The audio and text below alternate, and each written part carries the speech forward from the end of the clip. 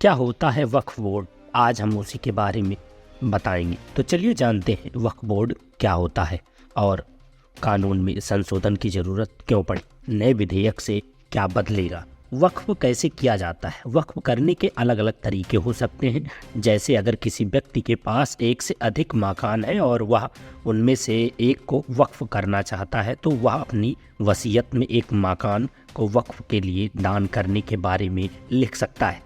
ऐसे में उस मकान को संबंधित व्यक्ति की मौत के बाद उसका परिवार इस्तेमाल नहीं कर सकेगा। उसे वक्फ की संपत्ति का संचालन करने वाली संस्था आगे सामाजिक कार्यों में इस्तेमाल करेगी।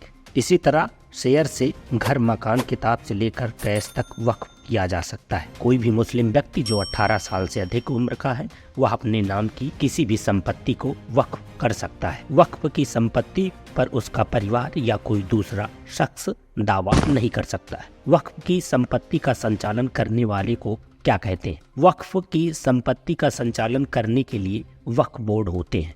यह स्थानीय और राज्य स्तर पर बने होते हैं। उत्तर प्रदेश, बिहार जैसे राज्यों में अलग अलग शिया और सुन्नी वक्फ बोर्ड भी हैं। राज्य स्तर पर वक्फ की संपत्ति का संचालन करने के लिए वक्फ बोर्ड बने हैं। देश भर में करीब 30 स्थापित संगठन हैं जो उस राज्य या केंद्र शासित प्रदेश में वक्फ संपत्तियों का रखरखाव करते हैं। सभी वक्फ बोर्ड वक्फ अधिनियम 1995 के तहत काम करते हैं।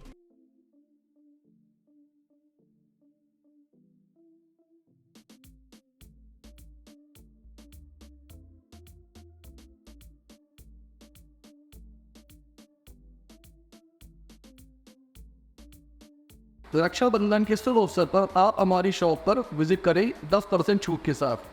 दिए हुए नंबर पर कॉल करें या गूगल पर जाके टाइप करें सत्यम वर सलून, या फिर हमारी शॉप पर आने के लिए नियरेस्ट राजकीय बालिका विद्यालय के सामने आकर कम दामों में अपने मनपसंद आभूषण ले सकते हैं।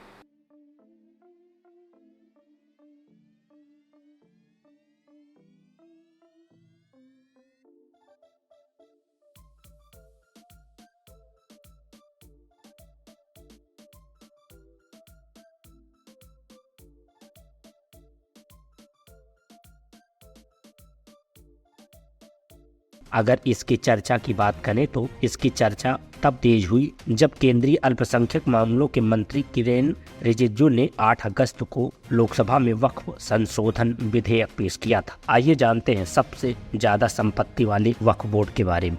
वक्फ बोर्डों के पास कितनी संपत्ति है? भारतीय वक्फ परिसंपत्ति प्रबंधन प्रणाली वामसी के अनुसार देश में कुल 3,56,047 वक्फ संपदा है। इनमें अचल संपत्तियों की कुल संख्या 8,72,324 और चल संपत्तियों की कुल संख्या 16,713 है। डिजिटल रिकॉर्ड की संख्या 3,29,995 है। सरकार ने जो वक्फ संशोधन विधेयक पेश किया है वो क्या है? पिछले कई दिनों से चर्चा थी कि सरकार संसद में वक्फ बोर्ड में संशोधन से जुड़ा विधेयक पेश कर सकती है। केंद्रीय अल्पसंख्यक मामलों के मंत्री किरेन रिजिजू ने 8 अगस्त को लोकसभा में वक्फ संशोधन विधेयक 2024 मुसलमान वक्फ निरसन विधेयक 2024 पेश किया। 40 से अधिक संशोधनों के साथ वक्फ संशोधन विधेयक में मौजूदा वक्फ अधिनियम में कई भागों को खत्म करने का प्रस्ताव है। इसके अलावा विधेयक में वर्तमान अधिनियम में दूरगामी परिवर्तन की बात कही गई है। इसमें केंद्रीय और राज्य वक्फ बोर्ड में मुस्लिम महिलाओं का प्रतिनिधित्व सुनिश्चित करना भी शामिल है। इसके साथ ही किसी भी धर्म के लोग इसकी कमेटियों के सदस्य हो सकते हैं। अधिनियम में आखिरी बार 2013 में संशोधन किया गया था। इस विधेयक से क्या बदलेगा? वक्फ अधिनियम 1995 की धारा 40 को हटाने का प्रस्ताव है। इसी धारा के तहत बोर्ड को शक्तियां थी कि वह किसी संपत्ति की वक्फ संपत्ति होने का निर्णय ले सके।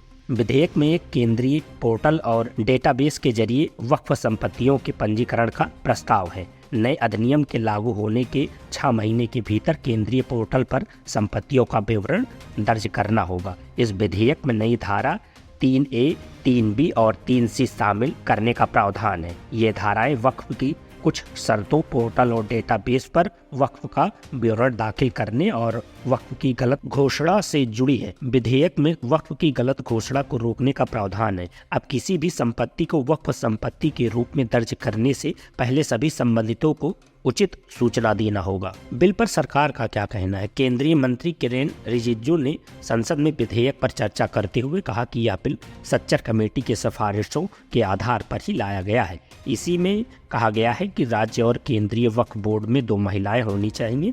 इसी में की गई सिफारिशों को लागू करने के लिए हम यह बिल लेकर आए हैं। इस बिल में जो प्रावधान है उसमें संविधान के किसी भी अनुच्छेद का उल्लंघन नहीं किया गया है। किसी का हक छीनने की बात तो छोड़ दीजिए, यह बिल उन्हें हक देने के लिए लाया गया है जिन्हें आज तक उनका हक नहीं मिला। उन्होंने कहा कि पहले भी कई बदलाव हो चुके हैं और 1995 का वक्फ संशोधन विधेयक पूरी तरह से निष्प्रभावी रहा, इसीलिए यह संशोधन करना पड़ रहा है। रिजिजू ने विपक्ष से कहा कि इस बिल का समर्थन कीजिए, करोड़ों लोगों की दुआएं मिलेंगी। वक्फ बोर्ड पर चंद लोगों ने कब्जा किया है। आम मुसलमान लोगों को जो इंसाफ नहीं मिला उसे सही करने के लिए यह बिल लाया गया है। देखते रहें कपिल तिवारी के साथ तब तक मीडिया न्यूज़ चैनल।